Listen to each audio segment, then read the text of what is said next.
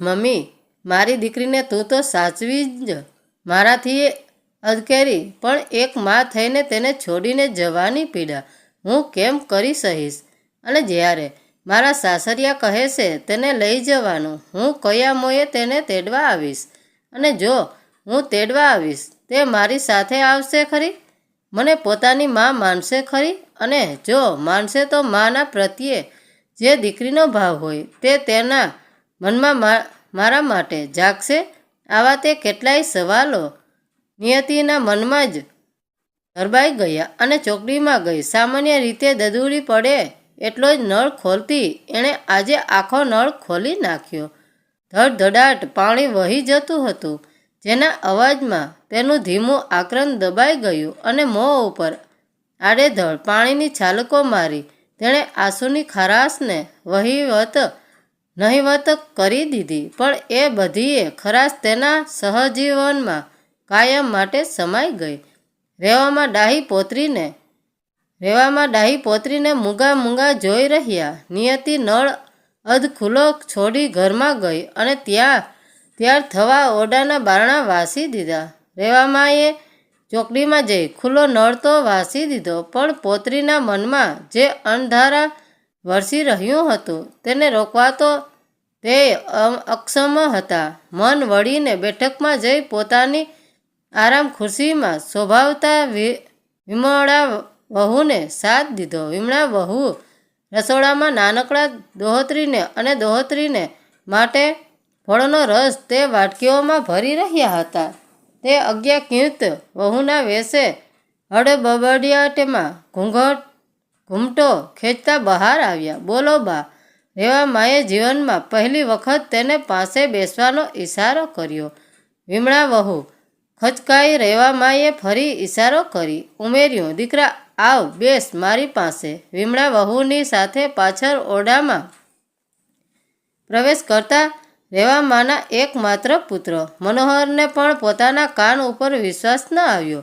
વિમળા ખચકાતી બાજુની સોફા ચેરમાં બેસી પડી. પડતા રહી ગઈ. સોફાનો હાથ પકડી સરખી બેસવા જાય ત્યાં તો રેવામાએ તેનો હાથ ઝાલી પોતાનો બીજો હાથ તેના ઉપર મૂકી થોડો હૂંફાળો દબાવ્યો. વિમળાની આંખોમાં જાણે સૂક્ષ્મદર્શક કાચ પ્રવેશી ગયો. તેને રેવામાની આંખોનું હેત કરચિયાળું સ્મિત, હાથની નસોમાં ધબકતું જીવન બધુંય ઘણું વિસ્મૃત અને સ્પષ્ટ ભાસી રહ્યું. વિમળા વહુની છૂટા મોંએ રડાઈ ગયું. રેવામાનો હાથ તેના ખભા અને હાથ ઉપર ફરી રહ્યો. આજ સુધી માની અમાન્યતાએ તેમની હાજરીમાં પત્ની હોય એ ઓરડામાં ઝાઝું ન રોકાતો મનમોહર પોતાના ડગલાને બગડેલી બ્રેકની સાયકલની જેમ રોકી ન શક્યો. તેનાથી પત્નીની પીઠ પરસવાઈ ગઈ. રેવામાનો બીજો હાથ દીકરાના હાથ ઉપર થઈને તેના સાંત્વના આપી રહ્યો. આજે પ્રથમવાર જ ઘરમાં ત્રણેય સભ્યો એક જ ઓરડામાં નિયતિના દુઃખને પોતે અનુભવતા અસામાન્ય અને ઘર બહાર મૂકી પોતાના સંવેદનાનો છૂટા હાથે વેરી રહ્યા હતા. એટલામાં બાળકોના રડવાનો અવાજ આવ્યો. વિમળા વહુ અને મનમોહર બેય લગભગ દોડ્યા. અંદર જોઈને બેય બાળકોને અંધકેરા હેતે ઉંચકી બહાર આવ્યા. આમ તો આજે જઈ જવાનો હતો, ખુશાલી તો હતી જ રહેવાની હતી, પણ નાની બેયનું હેત ખુશાલી ઉપર જ વરસી રહ્યું હતું. બેય બેઠકમાં આવ્યા અને રેવામાને હાથ લંબાવી દીકરાના હાથમાંથી જઈને તેડી લીધો. આજે સાંજે નિયતિ તેને લઈને શૃંગારે જશે, પછી ક્યારેય પાછી ફરશે અને દીકરાના ઘરે તો શે જવાય. બંને બાળકો હજી 8 દિવસ પહેલાં જ 6 મહિનાના પૂરા કરી 7મા મહિનામાં પ્રવેશ્યા હતા. તેના બીજા જ દિવસે નિયતિના સાસુમાનો ફોન આવ્યો કે આજથી 7મે દિવસે હું અને તમારા જમાઈરાજ નિયતિને અને જઈને તેડવા આવીશું. મનમોહર પહેલાં સમજી ન શક્યો. તેણે કહ્યું, અને ખુશાલીને પણ ત્યાં જ વેવાણ ટહુક્યા. ના, મેં બરાબર જ કહ્યું. અમે ખુશાલીને તમને સોંપવાનો નિર્ણય લીધો છે. આમે તમે 3 પતિ પત્ની અને રહેવામાંનો સમય કેવી રીતે જશે? અને જેમ નિયતિને ઘડી છે એવી જ ડાહી ડમરી આ ખુશાલીને ઘડજો. મેં તો 3 દીકરા જ ઉછેર્યા છે. દીકરીઓ ઉછેરાવી મારા ભાગ્યમાં જ નથી, નહીં તો ભગવાન મને જ ન દેત. અને નિયતિને જોડિયા કેમ અવતર્યા? એકલી દીકરી કે 2 દીકરી કે 2 દીકરા કેમ નહીં? ભગવાને જોઈ સમજીને જ તમારા માટે દોહત્રી અને અમારા માટે કુળદીપ આવ્યો છે. મનમોહર ખચકાતા બોલ્યો, નિયતિને જાણ છે આની વેવાણ લગભગ તાડુકતા બોલ્યા. તે હવે મારે વહુને પૂછીને ચાલવાનું? મેં તો અણુરાગને પણ નથી પૂછ્યું અને તમે એને સમજાઈએ હું શું પડે? આ બધી વાતોમાં અનુરાગની નોકરી દૂર. તેના બંને મોટા ભાઈઓ તો વિદેશમાં સ્થાનિત થયેલા છે. તમારી દીકરીએ તે સ્વીકારી શાળામાં શિક્ષિકા છે.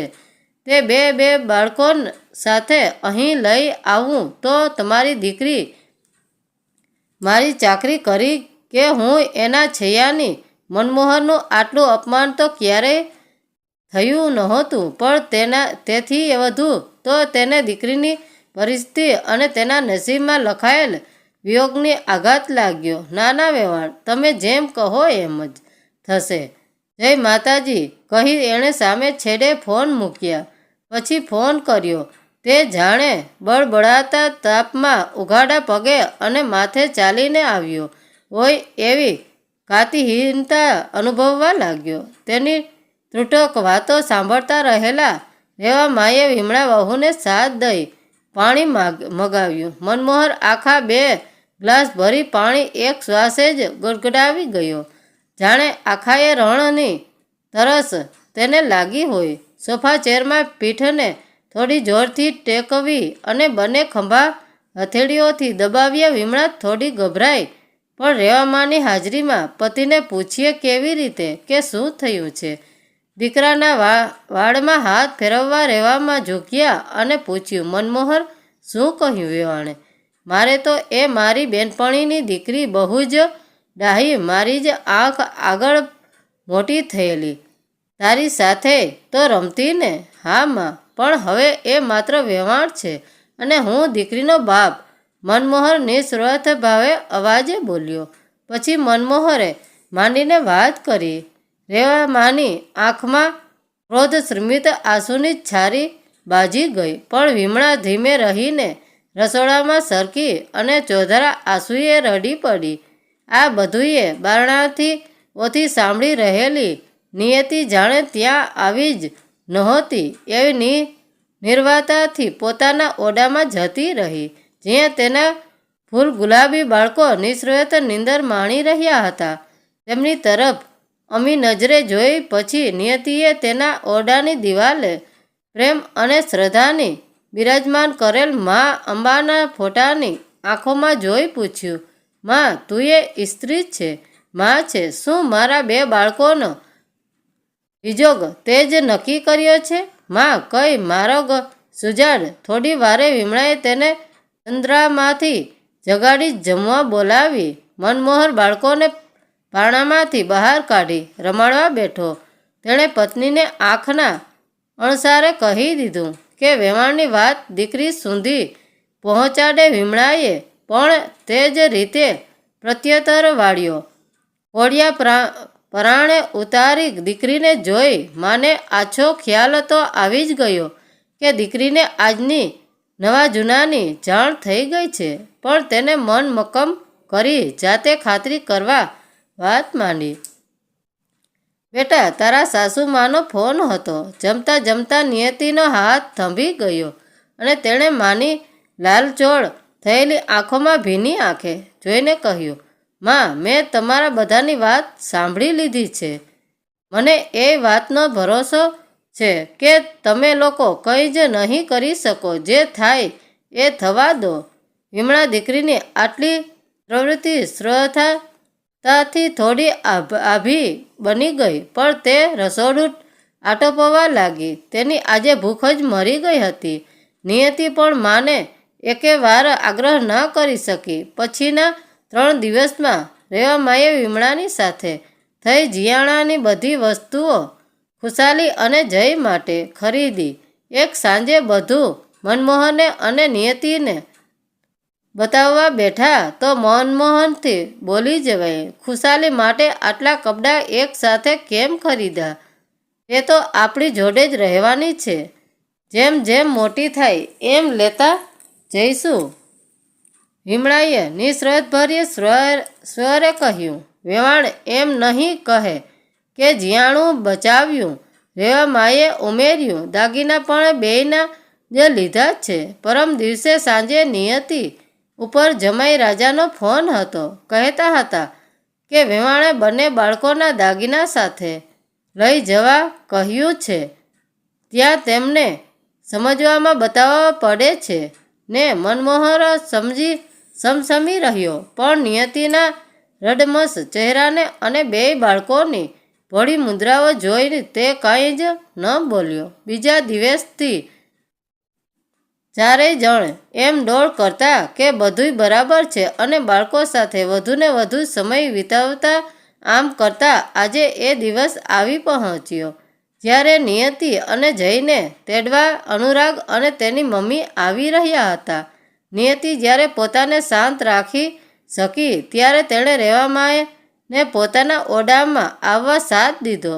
રેવામા સમજ્યા કે પોતરી રડશે, પણ તે ઘણી શ્રોત હતી. થોડી વારની બેની વાતચીત પછી રેવામા ઓરડામાંથી સર્વસ્થાથી બહાર નીકળ્યા અને પોતાના ઓરડામાં જઈ થોડી વારે બહાર બેઠકમાં આવ્યા.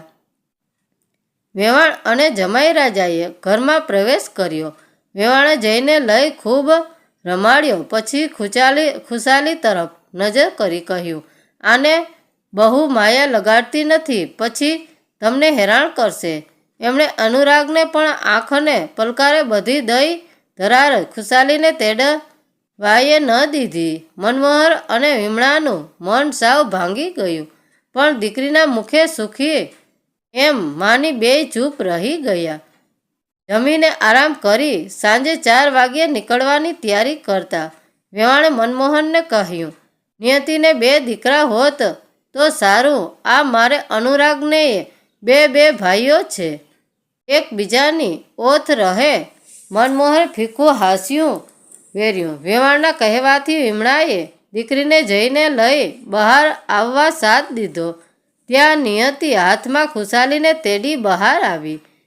વેવાણે પિત્તો ગુમાવ્યો અને દીકરીને તેની માના હાથમાંથી લગભગ આંચકી લીધી. ત્યાં જઈને લઈને આવતા રેવામાએ નિયતિને કહ્યું, દીકરા હવે કેમ ચૂપ છે? રેવામાને તૈયાર થઈ જઈને તેડેલો જોઈ મનમોહર અને વિમળાને નવાઈ લાગી. ત્યાં જ નિયતિએ કહ્યું, માજી, અનુરાગજી, મમ્મી પપ્પા સાંભળો. મારા સંસ્કારો એ આજે હથિયાર હેઠા નથી નાખી દીધા છે. એક માની વ્યથા આગળ આજે હું કોઈની પત્ની, દીકરી કે વહુ નથી. માત્ર આ 2 નિર્દોષ બાળકની મા છું. હું મારા સાસરે નથી જઈ રહી. દાદી સાથે જયા મારી નોકરી છે, એ શહેરમાં જાઉં છું. ત્યાં તમે બંને પણ જ્યારે ઈચ્છો ત્યારે આવી શકશો. મારા 2 બાળકો મારી દાદીની સાર સંભાળથી ઉછેરશે.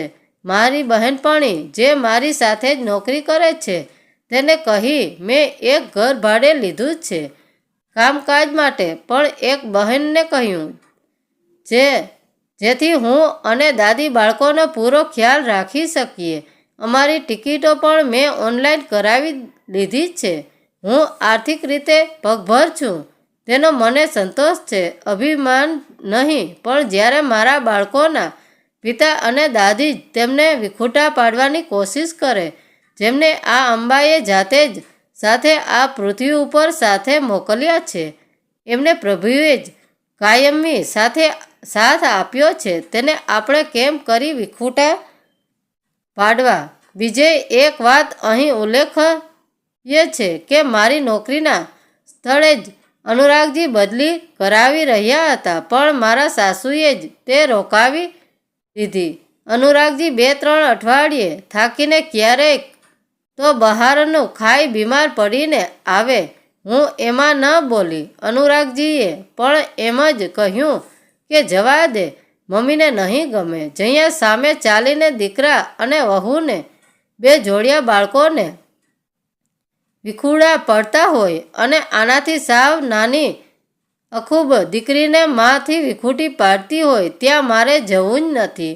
વિમળા વેવાણને કરગરવા લાગી. માફ કરજો, થોડી દુભાઈ છે, હું સમજાવી દઉં છું. ત્યાં રહેવામાં તેને અટકાવ્યા બોલ્યા, વિમળા, તારી દીકરી બરાબર જ કહે છે. આજે હું તેના જ પક્ષમાં છું. મેં તને દુભાવી ઘણીએ વાર, પણ આપણી એકની એક નિયતિને મેં ક્યારેય નથી ધુતકારી. એ તો મારી આંખનું રતન જેવો દીકરો. એવી જ દીકરી. અનુરાગને કોઈનો ફોન આવ્યો. એણે નામ જોયું અને બહાર જઈ વાત કરી. સાવ ઢીલો થઈ અંદર આવ્યો અને ધીમેથી પોતાની મમ્મીને સમજાવવા લાગ્યો. વેવાણ થોડા કોણા પડ્યા હોય એવું લાગ્યું. તે બેસી ગયા અને નિયતિ પાસેથી ખુશાલીને માગી. નિયતિએ પોત્રોને તેની દાદીના ખોળામાં મૂકી. ત્યાં વેવાણ પોતાના આંસુ પાડી ન શક્યા. મોડી સાંજે જમીને અનુરાગની ગાડીમાં સાસુમા સાથે બંને બાળકો લઈ નીકળેલ નિયતિને હર્ષભેર વેવાએ નિયતિ વહુને સસરાજી સાથે મળીને રચેલ નાટકે બે સહોદરોના જીવ જોડી રાખ્યા. મિત્રો, વાર્તા સારી લાગી હોય તો લાઈક અને શેર જરૂર કરજો. ધન્યવાદ મિત્રો.